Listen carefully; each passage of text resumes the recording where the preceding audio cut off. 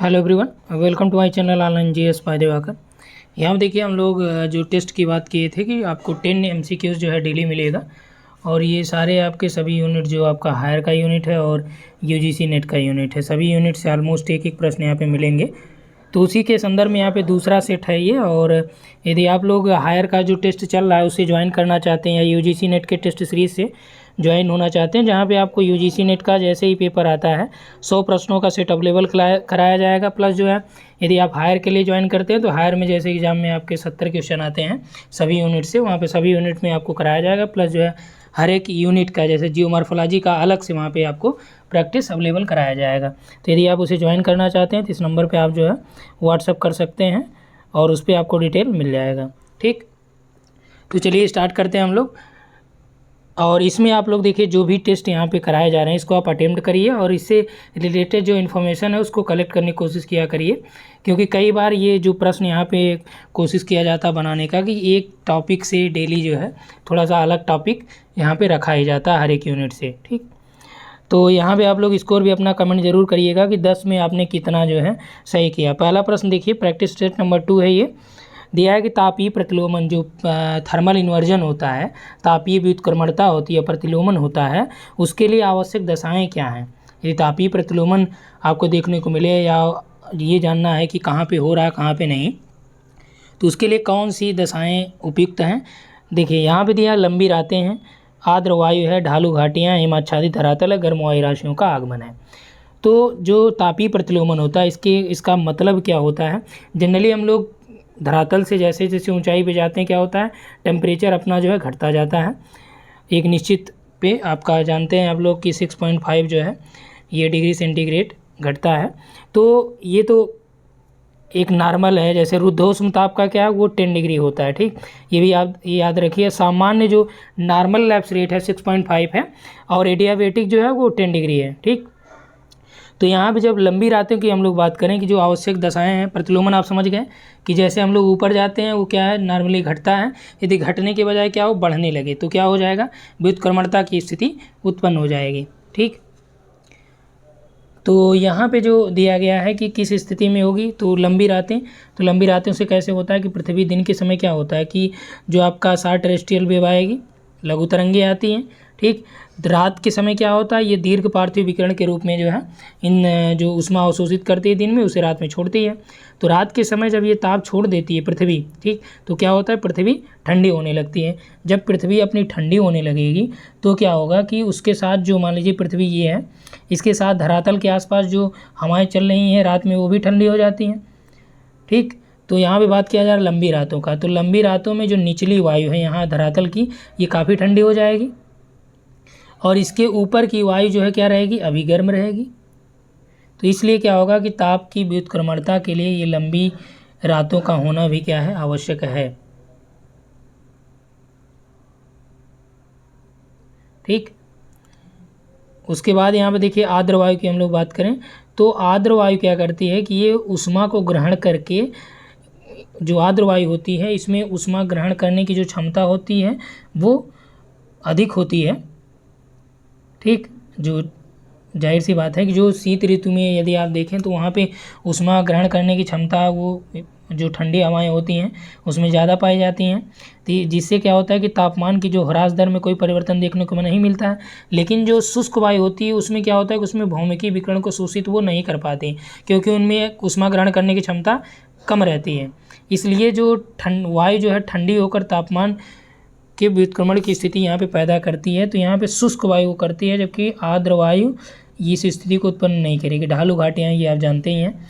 उसके बाद देखिए हिमाच्छादित धरातल। तो इससे भी हिमाच्छादित धरातल में क्या होता है कि मान लीजिए बर्फ़ जम गया तो वही चीज़ें हो गई कि सौर विकिरण का लगभग 90% से अधिक ये क्या करती हैं, परावर्तित कर देती हैं, जिसके कारण से वायुमंडल की ऊपरी परत क्या होती है या वायुमंडल की जो ऊपरी वायु हो वो भी गर्म हो जाती है, लेकिन निचली वायु हिम के संपर्क की वजह से क्या होता है ठंडी रहती है।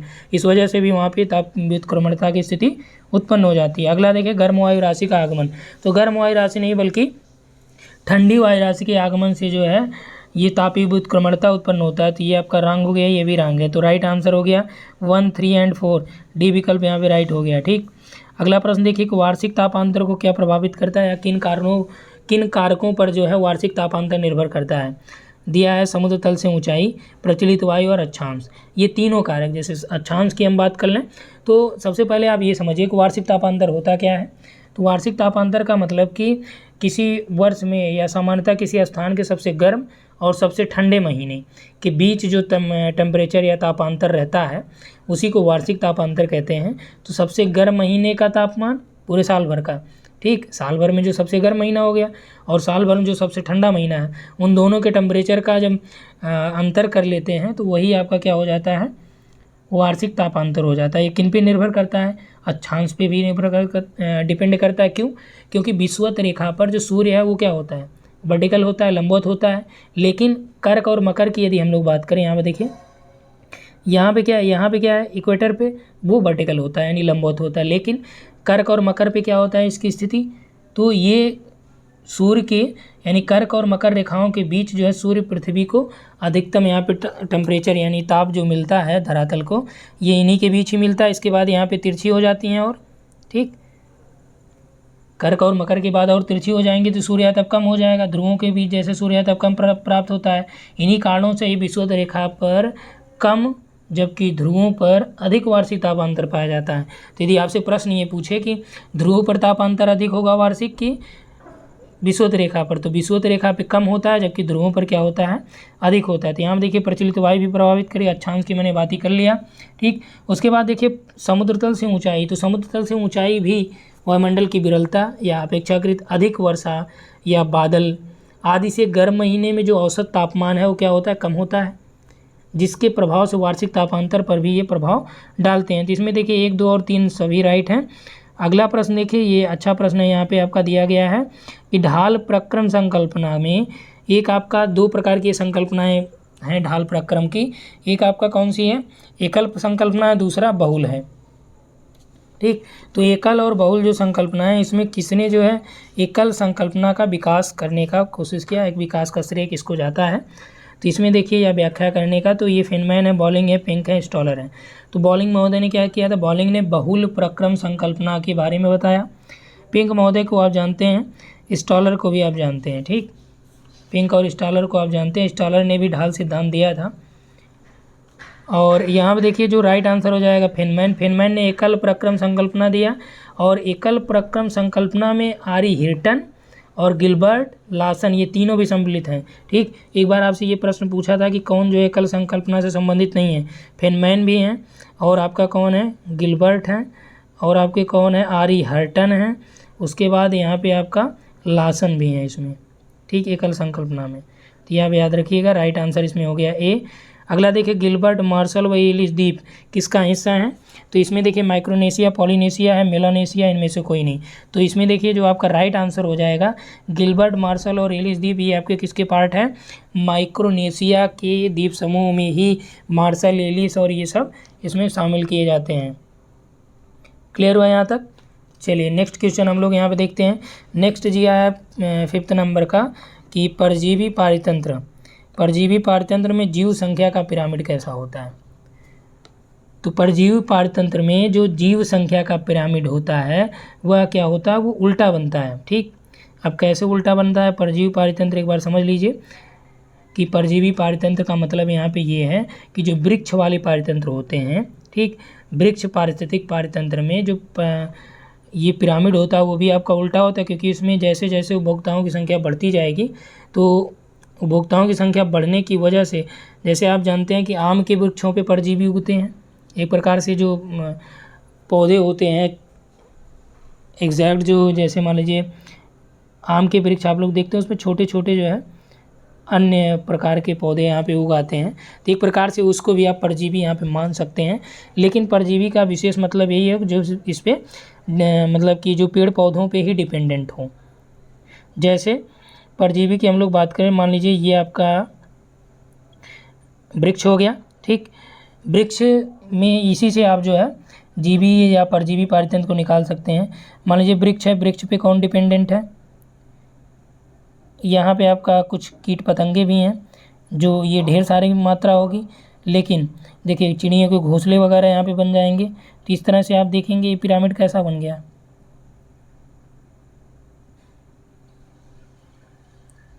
ठीक। तो इसी तरह से ये आपका जो है बनता है। तो ये उल्टा पिरामिड हो गया। ये पिरामिड क्या होता है, सीधा होता है। तो यहाँ से कौन सा आंसर हो जाएगा, उल्टा पिरामिड हो जाएगा।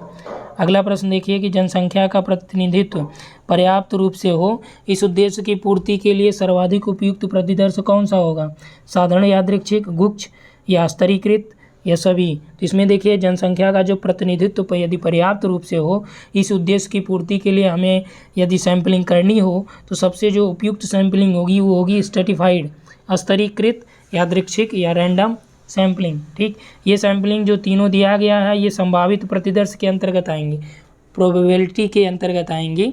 यानी प्रोबेबल जो सैम्पलिंग होता है, एक नॉन प्रोबेबल, एक प्रोबेबल, संभावित और असंभावित। तो संभावित के अंतर्गत ये तीनों शामिल की जाती हैं। इसमें राइट आंसर आपका हो जाएगा स्तरीकृत। चलिए नेक्स्ट देखते हैं, सोसर सिद्धांत किसने दिया, जिसमें उन्होंने क्या किया था कि नगर को 3 संकेंद्रीय वलयों में डिवाइड किया था। कितने वलयों में, 3 संकेंद्रीय वलयों में इन्होंने डिवाइड किया था। वो कौन महोदय हैं, बर्गेस हैं, विलियम बंगी हैं, हायट हैं, उलमैन हैं।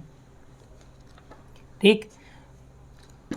यहाँ पे देखिए 3 संकेंद्रीय वलय का मतलब बर्गेस, विलियम बंगी, हायट, उलमैन। तो इसमें राइट आंसर आपका क्या हो जाएगा, तो इसमें देखिए राइट आंसर आपका हो जाएगा विलियम बंगी।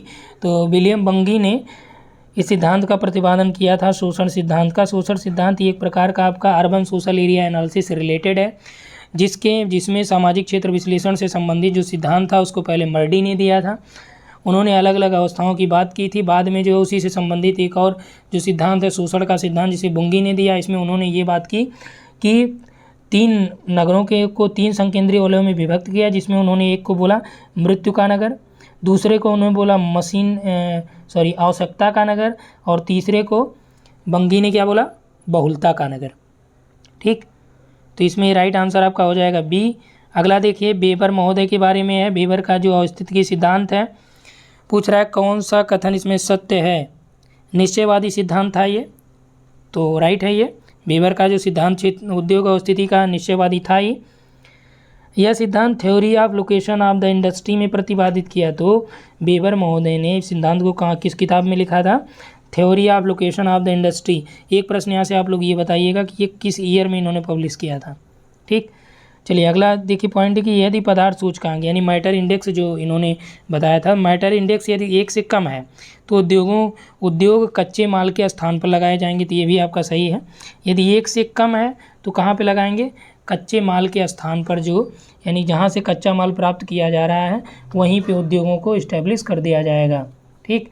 तो ये किसने बोला था, ये वेबर महोदय ने बोला। यदि मैटर इंडेक्स जो है कितना हो, मैटर इंडेक्स जो है यदि 1 से कम हो, यदि 1 से अधिक हो तो क्या होगा, तो उद्योग जो है बाजार की ओर आकर्षित होगा। तो यहाँ पे राइट आंसर हो जाएगा 1, 2 और 3 तीनों, यानी कि सी विकल्प यहाँ पे आपका सही उत्तर हो जाएगा। ठीक। किसी भी प्रश्न में आपको कोई इशू लगे तो आप कमेंट कर सकते हैं। ठीक। चलिए अगला प्रश्न देखते हैं हम लोग कि भू राजनीति राज्य जीव का शरीर, भू राजनीति राज्य रूपी जीव का शरीर है। सीमाएं जिसमें अंतस्तंभ के रूप में है, उत्पादन क्षेत्र जिसकी भुजाएं हैं, और भी आगे है। तो इस संबंधित जो कथन, ये एक स्टेटमेंट आपका है कि ये कथन किसने कहा, रेडजेल ने, जेलन ने, हाउसहोफर ने, हार्टसोन ने। तो जियोपॉलिटिक्स के संदर्भ में ये कथन किसने कहा कि राज्य जो है एक प्रकार के जीव रूप का शरीर है, जिसमें जो सीमाएं हैं उसका क्या है, वो अंतस्थ अंग हैं, जबकि उत्पादन जो क्षेत्र उसकी क्या है, आर्म्स हैं, भुजाएं हैं। ठीक। ये किसने कहा है, रेडजेल, जेलन, हाउसहोफर, हार्टसोन। तो राइट आंसर क्या हो जाएगा, जेलन महोदय ने ये स्टेटमेंट दिया था। और आगे चल के इसी का समर्थन कौन करते हैं, हाउसहोफर भी करते हैं। नेक्स्ट क्वेश्चन यहाँ पे देखते हैं हम लोग, समक्षेत्र प्रक्षेप का उदाहरण कौन सा है। यहाँ पे देखिए समक्षेत्र प्रक्षेप का उदाहरण कौन सा है, तो मालवीड है, सिनुसॉइडल है। ठीक। तो जो समक्षेत्र प्रक्षेप होता है वो क्या होते हैं कि ये जो प्रक्षेप होते हैं, ये जो इस पर मानचित्र बनाया जाता है वो क्षेत्रफल के रूप में सर्वत्र जो ये शुद्ध रहता है। जो समक्षेत्र प्रक्षेप होता है, इस पे जो भी प्रक्षेप पे मानचित्र बनाए जाते हैं, ठीक, तो मानचित्रों में क्षेत्रफल जो है सर्वत्र शुद्ध होता है, हमेशा हर जगह। मालवीड प्रक्षेप और सिनुसॉइडल प्रक्षेप जो है समक्षेत्र प्रक्षेप के उदाहरण, यानी दोनों इसके एग्जाम्पल हैं। तो इसमें सी विकल्प आपका सही हो जाएगा। ठीक। तो इस वीडियो में इतना ही। देखेंगे हम लोग, और यहाँ पे आपके जितने भी स्कोर हों आप बता सकते हैं। प्लस यहाँ पे यदि आप टेस्ट सीरीज ज्वाइन करना चाहते हैं जो कंबाइंड चल रही है, तो आप इस नंबर व्हाट्सअप कर सकते हैं। और ये आपका अभी तक जो हायर में टेस्ट हुआ है वो टोटल जो है ऑलमोस्ट 4 टेस्ट हो चुके हैं, और जो यूजीसी नेट का है वो कंप्लीट हो चुका है। तो यदि आप ज्वाइन करना चाहते हैं तो नेट का आपको टेस्ट जो है एक साथ उसका मिल जाएगा, पीडीएफ और वीडियो डिस्कशन भी, सारा चीज़ उसमें आपको मिल जाएगा। ठीक, तो यहाँ पे इतना ही। Thanks for watching.